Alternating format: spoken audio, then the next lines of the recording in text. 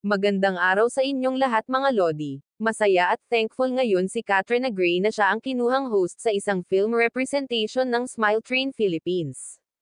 Kilala naman natin si Katrina Gray bilang mapagkawang gawa dahil kabahagi yan ng advokasya ng isang tunay na beauty queen na may good heart, especially to those who needed the most.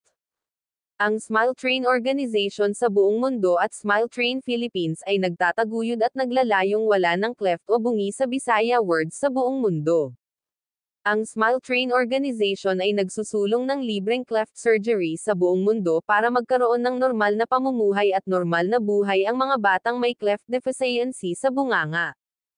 Kaya masayang-masaya si Katrina Gray na nagkakaroon siya ng pagkakataong mag-host at kabahagi ng panel discussion sa Smile Train Philippines Film Representations.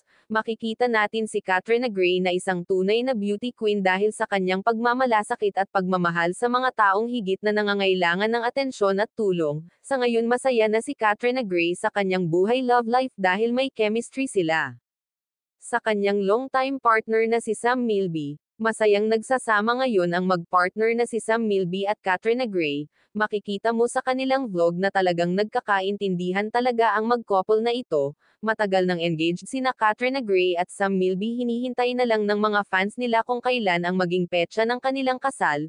Wow naman, sana all.